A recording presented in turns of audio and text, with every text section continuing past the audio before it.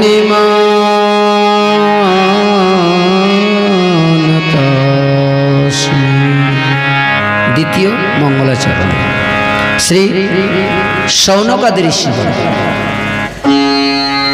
যিনি মাতৃগর্ভের থেকে ভূমিষ্ঠ হওয়ার সাথে সাথে এই বনের পথ ধরেছেন।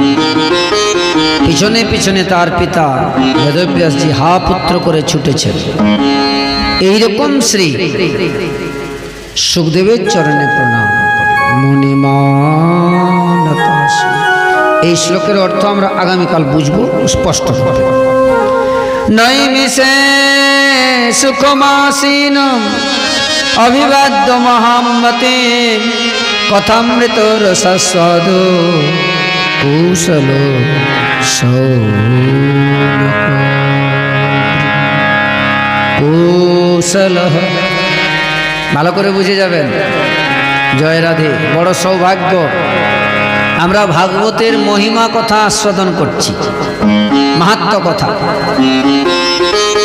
স্তুতি ব্যঞ্জক রূপী কথা। শ্রীমদ্ ভাগবতের মহিমা আপনাদের এত অঞ্চলে হয়তো হয়েছে, কিন্তু এই ভাগবতের এত বড় মহিমা আমরা যতবার শ্রবণ করি মনে হয় নতুন নতুন। ভক্তগণ অনেক প্রচেষ্টায় ভাগবত সপ্তাহ যজ্ঞের আয়োজন করেছেন।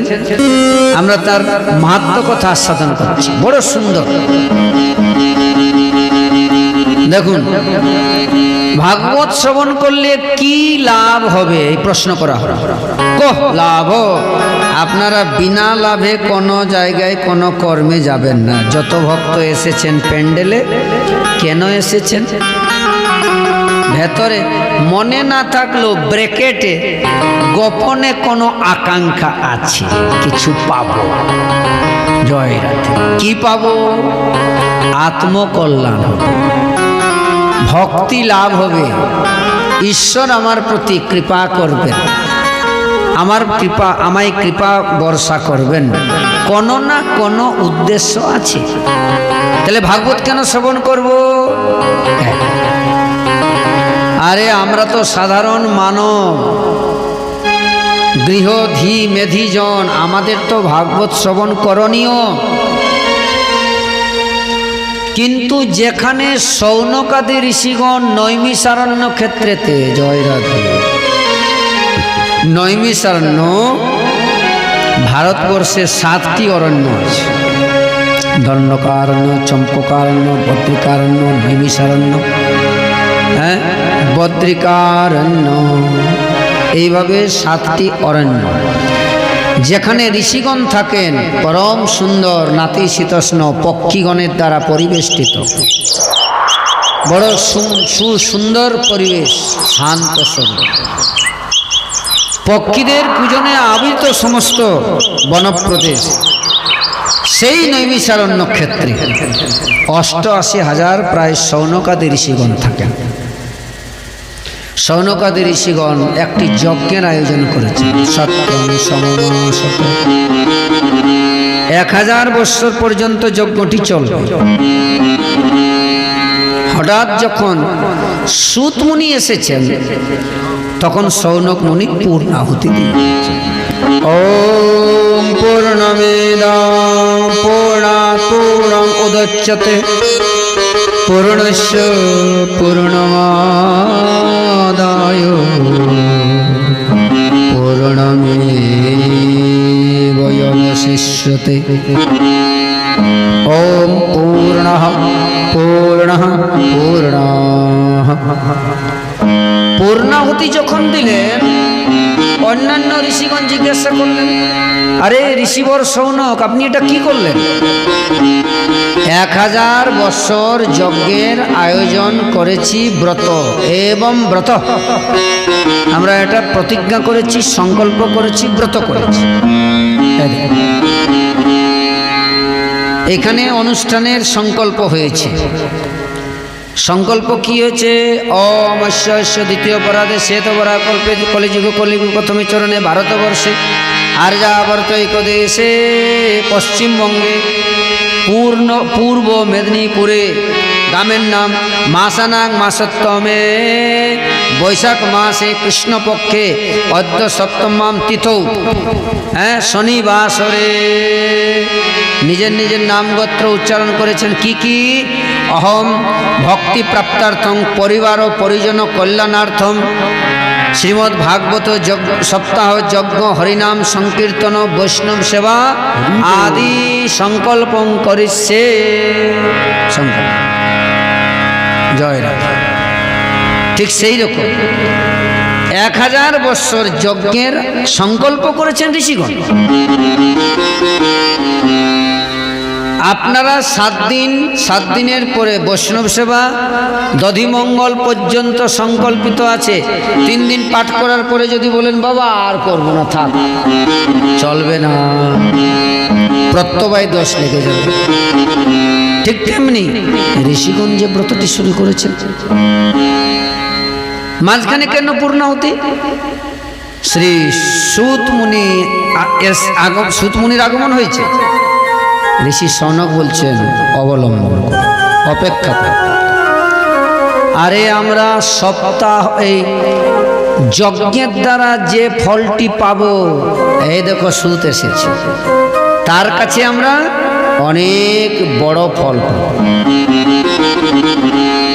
তার মানে এটি কথা বুঝে নেবেন, কোন আচরণ করলে তার ফলের আকাঙ্ক্ষা থাকবেই।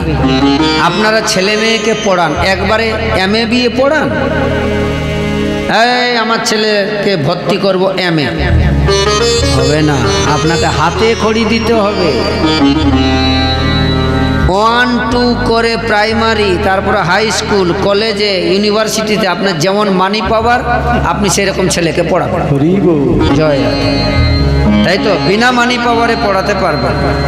এখনো ভারতবর্ষের নেতা মন্ত্রীরা অত উদার হয় নাই যে সবার ছেলেকে ফ্রি শিক্ষা দেবে, তুমি যত দূর ইচ্ছা পড়ো। এত উদার এখনো দেশ হয় না। জয় রাধা। তাহলে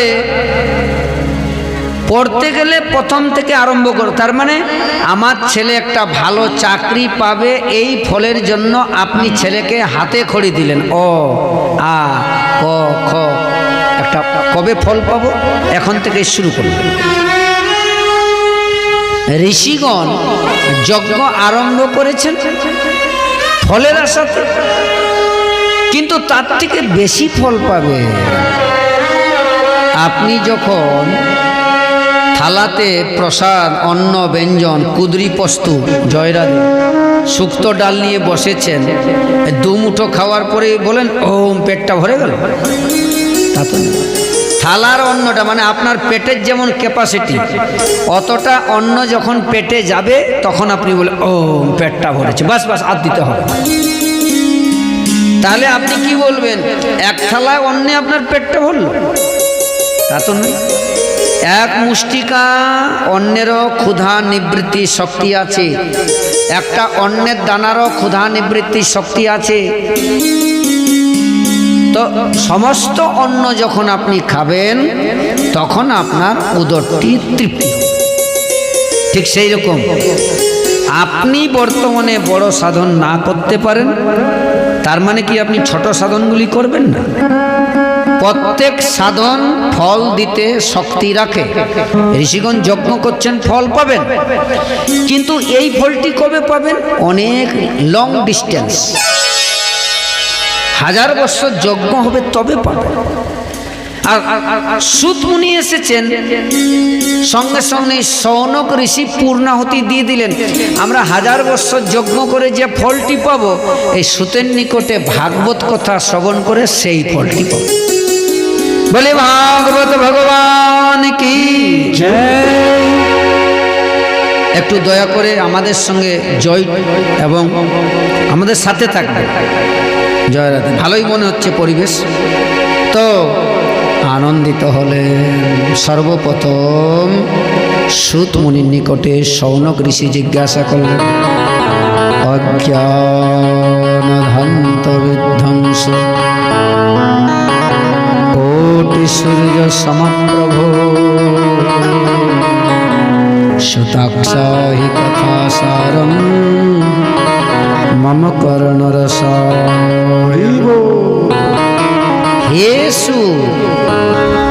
অজ্ঞানধান্ত অজ্ঞান রূপী অন্ধকার আমাদের হৃদয় থেকে কি করে যাবে? জয় রাধে। এই জগতে যত অন্ধকার আছে